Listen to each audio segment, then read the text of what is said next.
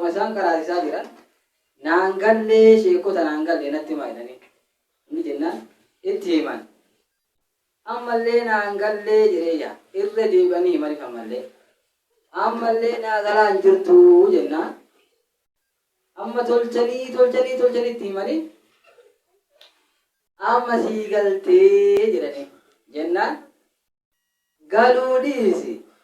meeshaa mana jiru kulli isaa guurtee galatarte eessa jira darasichi kun jalan inni bakka biraa jira sheen waan biraa adda ifaayaa jira bishaan lafatti gadi jige jechuu ifaajeen yoo amma kulliin kee atillee birii tante bir kun sangaa kee kun ooruu tante namu bakka dantaa kennaa yoo ka jiraannu taate dubbiin bu'aan ala ta'a xiqqaattee guddattee waan taateef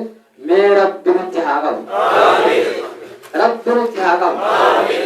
wanni rabbi namatti qabe takkatti isiin baddu waan taateef kanaaf akkas jecha duraan dursa rooba na fakkaatee muraada keessanillee keessan beeku san taate muraan nama tokko bichaa miti addunyaarra waan si hajamsiisu jira akhiraa warra waan si hajamsiisu jira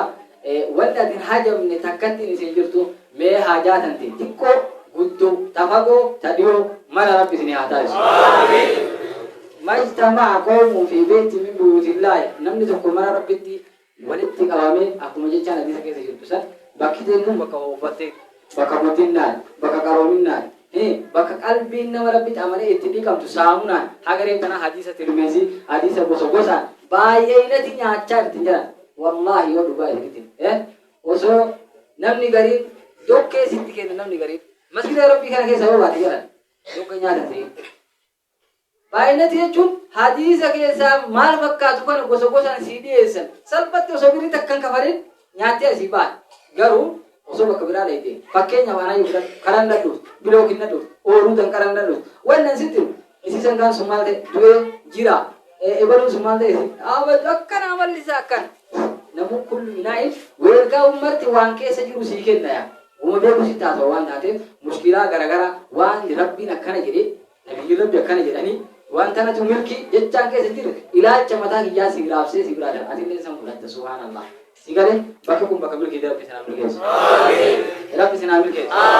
rabbi sanaa milkeessu waan isin guyyaarraa irratti xiyyeeffattan isinii kenne dachaa rabbi uumaa isaa amala isaa jechuun rabbi aadaa isaatitti waa dachaa namaa kenna kadhama namni kadhate sana garii 10 garii 700 namaa kenna waan taateef mee rabbi aga 700 dachaa isinii haa kennu amala rabbi isinii haa kennu numara rabbi haa kennu yaa rabbi nuu kennu yaa rabbi nuu kennu yaa rabbi nuu kennu an duuba daawaa namni dhan beekanii wani na beekanii waan biraa hadiisa booda isinii hima waan akkasiitiin biyya tana biyya diinaa rabbi haa godhu biyya tana biyya diinaa rabbi haa godhu subhaanallah diinaan hadiisni qulqulluun isin keessa gadi margee barataa xaalibaa kana asitti arguun kenna baay'ee tokko wallahi nama gammachiisa wanni kun bakka mara hin jiru dur ana akka biki yaa guddaddetti maal jechaa guddan wahaabiyyii kitaaba adii jala seente badii jechaa guddan jedhan wahaabiyyi jechuun maal wahaabiyyi kitaaba adii dur akkasitti ilaalcha negatiivaatiin guddanne rabbi erga barannee alhamdulillah waa hedduu keessa nu baase waan taateef kitaabni islaamaa adii moo adii gurraacha jedhan gurraacha moo adii moo diimaa daalacha kitaabni islaamaa adii moo gurraacha adii qulqulluu miti jedhan nabiin sallallahu alaihi wasallam taraktukum ala mahajjatin bayda layluha kanahariha karaa qulqulluu adii irratti isin dhiise halkan isi akka guyyaa ka jedhan wanni kitaaba rabbii irraa adda jirtu karaa san irratti rabbi nu dhiise garuu irraan fayyadamu fakkeenya burqii wayii kiisii gaattee gooroo dhaytee wahii hin bitanne akkasuma gabaa keessa deemaa oolte aduun si nyaatte shaayin keessaan dhuunde rakkataa nama rakkate rakkoo hin baafne hin sadaqanne deemaa ooltee galgalatti hirbi asitti galte kasaari nu jala namichaan sanuma waa hojii bu'aa qabu dalageen jennaan jennuun jechuudha akkatti hojii rabbichi oolfate hadiisa quraan illee rabbi nu taalaafis rabbi nu taalaafis rabbi nu taalaafis kanaaf anam osoo adda kiyya taate sila waa hedduu haasawa garuu haalima irra ta'anii haasawuun bareeddullee namatti illee ta'utu waan taasisu akkasuma yoo jennu reer namni tiksitanii beekanii re'ee wayita karaa ooman osuma re'een nagayaan kararra yaa'aa jirtu ilmeeleen keessa osuma asiin taalee dallatan illee seentu akkasuma sen wati salaatti jedhan qaata keessaa deebite wati hojii deeman dallatan illee seente akkasuma kuutee galti akkasuma kan inshaallah imaana rabbi nu haa kennu rabbi waliin nu haa galchu rabbi waliin nu haa galchu hedduun keessan dargaggeessa keenya kaayoo keessan rabbi walmaan haa gahu balaa zamanaa warra ilaalcha negatiivaati yaa uka jenne san rabbi isinirraa haa qabu. Nama kana nama gari nama korona baqadhaa jala geetanii nama korona caalaa baqatantu ilma namaa keessa jira. Amma yoo isin jedhe dhugaa jedhaa ilma namaa kan akkasii jira. Mee dargaggeessa keenya laafaa dhufaa kan awwala yoo jedhe awwala isa jaalessu Oromoon tuyya irra hedduun isla miila kana uummanni Oromoo kan yoo xiqqaate paasantii 85 ummata islaama bareedaa kanaaf warra amboo habiyyaa jechuun ahlu sunnaa akkam biyya kun irra tanedha kan ummata akkasii durii miti biyya kana keessatti islaamummaan durii irraa jedhan ammaa miti durii irraayyuu ummata fakkeenya gugurdaa qabu jedhan maa jennaan fakkeenyaaf Haaji Adam Saaddoo nama baaleetiin beekan isin martiyyuu Haaji Adam Saaddoo suni yeroo mangistiin isin beektan abaaramaan sun biyya bobbaa kana dhufee namni marti fakarruu lahu sujjada marti sujuuda isaa bu'an magaalaa bobbaasanitti haajichi sun jaranii sujuudu nun sujuudu. Eenyu namni rabbii tokkocha malee wanni aan sujuudu takka jirtu jedhanii dide jedhan jaran namni kun Oromoo ta'u itti gammadu mun gammadu. Gamma namoon gammu jaran keessattuu baalee dandeeti. Baalee Oromiyaa keessallee biyyi Islaamummaan keessatti gadi fageenyaan lafa seentee yookaan ammoo qajeela gadiitti jaan baalee tana jedhanii Allahu Akbar. Wallahi yoo argaa akkati muwwatun beekin anin beeku waan taate rabbi maaliif si kenne qabeenya qabda beekumsa qabda ambarra jabeenya qabda waan addaa taati qabdu wayii jira maaliif jedhan rahmata isaatiin tola isaatiin si jaalatee si kenne si haa dabalu rabbi nu haa dabalu rabbi nu haa dabalu eetuba rakkoo dargaggeessa kennaa Haaji Adam Saaddoo bira tarree kagaa'u dalloo kana waaqoo guutuuti waaqoon guutuu kun jedhan ammaan guutuu maraa dhaga'ee fiti yaa maalirraa beekamti waan jedheedhaan an takka umrii kiyya guutuu takka wanni salaata jedhamu na bira tartee hin beeku jedheedhaan wanni salaate salaanni qadara hin taane jedheedhaan gaaf tokko bichaa salaata subi aduun eega baate salaate jedheedhaan gaafas maal taate jennaan malkaa arbaa mumaa inni taa'ama jedhan san achitti osoo jaraa wal dhukaasnu aduun nutti bariitee salaata subii wati silaa subii salaatu aduu baateen salaate takka salaanni alhamdulillahi natti ragaa natti qadaa taatee hin beeku jedheedha. Fakkeenya godhachuun barbaannamuun barbaannu jedhan. Yeroo muka biyya jiru mana ijaaran jedhan kaleessa akkasii bire kaleessa illee abboonni keenya hagas takka amantaa kana qabdi mee salaata rabbi isin taalaafi rabbi isin taalaafi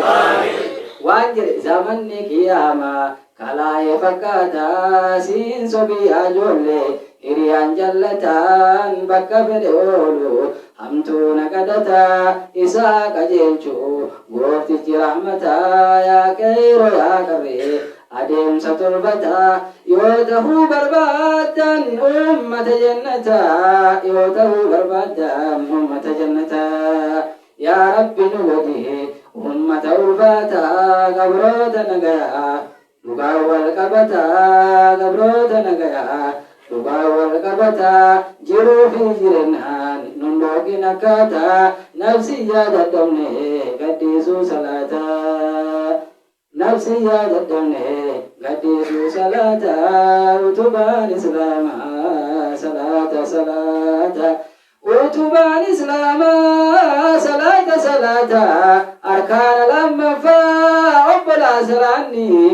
milkii biyya namaa ilmaan qajeeloonii jenne waa'ee salaata walitti dubbannu bifa saniin jiran wanni jiru waan taate mee rabbiin itti haa laafessu dhiiroo rabbi nu haa laafessu dhiiroo rabbi nu haa laafessu anamma duuba nama guddan na duuba jira haasawaa kiyyallee dheeressuun narraan toltu hin bareeddullee waan ajaa'ibaa waan salaataa isin himee addaan qala maaliif dargaggeessa fakkaataa kiyyaa mee salaata rabbi isin haa laafessu namni salaata qabu waa hundaaniyyuu tole irraa bahe osoo tanatti tanin wala maichu wala bicha dubbiin nama lama ilaaltu takka dubartii ilaallatti takka dargaggeessa kana ilaallatti garuu dheerachuun mala gaggabaabsee mata mataa kulaasaa usee haa godhuuti mucaa dubartii wayiitu du'e jedhan dubartii wayii shee kitaaba Mahmud al-Masri jedhamu shee Mahmud al-Masri tokko barreesse seenaa kana kitaaba irratti haana maqalu jedhanii jechuudha mucaa tokko Madiinaa keessa jiraata haati isaallee Madiinaa keessa jiraatti yeroo muraasa booda obboleettii isaa takka tabaadiyaa jirtu duutee jennaan obboleettiin isaa tabaadiyaa jirtu sun duutee jennaan dhaqee obboleettii tana owwaalanii biraa galan jedhe wayita galee mucaan maal jedheen abrii onaa waan jedhamu kana beekanii onaa kana keessatti mallaqa guddaa wahii dagate wayita biyya itti gadi raran jechuudha wayita dagate in galee wayita galee yaadate ummaa haala isatti dhaqee aayyo amma laqaa guddaa san qabrii keessatti gate akkam godhaa jedhanii gaafate jaan hin baasamuun dise mallanni waan guddaa jennaan baafadhu nama warra fira keessanii itti himi akkanuma si shakkin baafadhu jedhanii jaan jennaan hayya jedhee ganama suniin deebi'ee gadhiisee dhufee wayita cufee qabrii isaa irraa raree biyyee irraa raree qabrii keessaa onaa wayita onaan beekanii beekuudhaan keessan qabu osoo akkasuma jedhan onaa dakaa san keessaa biyyee wayita dakaa fudhate biyyee isaa birri mallaqa isaa akkuma hidhametti kiisii isa deeffatee amma eessumaa sultaan aree lumuutiin fagootti jedhan abboomee fudhatii xiyyaana waan isin taate laaluu wayyayyuu jedhee rabbi kisiisee waan gargariillee si garsiisa yoo fedhe isin garsiisu akka fedhe waan fedhe dalagaa jedhee lumuutii tanarraa biyya as garagalche wanni soorfaa isinitti sorfisan irraa garagalchee yoo inni soorfaa irraa garagalchee ilaalu wallahi faayidaa hiya tashtacilu naaraa jee isheen sun wayita san lumuutiin sun mucayyoo san ibidditti qabate wallahi ibiddi irraa baay'ee meera kana habaasu jennaan rifatee fafazi'a wantuma san rifatee rifuu san keessa soorfaatti daree dabee ol utaalee biyyee ol bahee biyyeen itti gadi darbee wal qixxeessee biraa fiigaa galee haadha bira galee wayita inni galee aayyo isii mucayyummaan teena yakkummaan isiin qabdu maali isiin jedheeni haadha gaafate haadha maaltu isiin gahe mucayyoo duute waqatu maatat haala isiin tuute jirtu amma haga deemtu nama du'ee waan isaa gaafatta yoo rabbi jedhaan yakkuma mucayyoo tanarraa beektan naa himaa jedheen jennaan alla kiyya keessi irraan beeku garuu maaliif gaafatate lakki awwaan gaafadhe akkanumaan gaafadha amma laal haasawa keessatti illee jaa nama rahimaa kana waan hin taanetti bakka hin taanetti amma fakkeenyaaf mucayyoon azzabamaa jirti balaan rabbiitti bu'aa jira wayye haati sun edana irratti jiran irratti akka isiin akkas hin taaneef itti dhiisee sanbistuma godhatee maraafiyyuu minati maa waan irraa beektan jedhee akkuma nama noormaalii gaafatu jennaan lakki wanni isin ani irraa beeku mucayyoo tana amala isin irraa